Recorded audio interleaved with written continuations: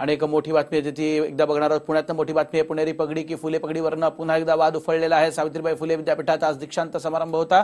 पुणेरी पगडी नको फुले पगडी द्या असं काही विद्यार्थी संघटनांनी आक्रमक होत मागणी केली। पुणे विद्यापीठाच्या पदवी प्रदान सोहळ्याला आता गालबोट लागलाय। पुणेरी पगडी घातल्यामुळे विद्यार्थ्यांनी इथं गोंधळ घातलेला आहे। पोलिसांनी या विद्यार्थ्यांना ताब्यात देखील घेतलंय। तर आपण बघतोय नसते वाद पुन्हा एकदा महाराष्ट्रात उफाळून येऊ लागलेले आहेत। खरं तर इतके प्रश्न महाराष्ट्रासमोर आवासून उभे असताना आता पगड्यांवर देखील राजकारण सुरू झालंय।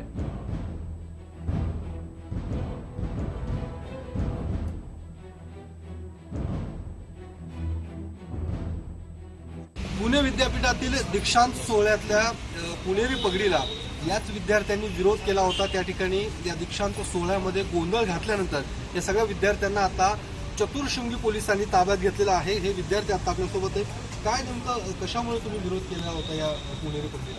महाराष्ट्रात दुष्काळाची परिस्थिती असताना हा जो काय घाट कुलगुरूंनी किंवा विद्यापीठाने घातला हा मुळातच चुकीचा घाट आहे।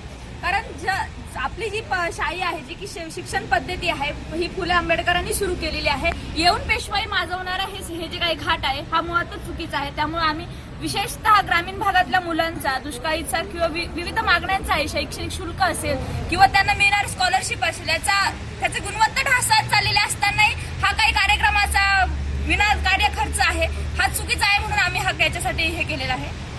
परवा आम्ही सांगितलं होतं की हे फुलेंनी बहुजन समाजाला शिक्षणाची दारं खुली केली, तर मग फुलेंचं पागोटं वापरा।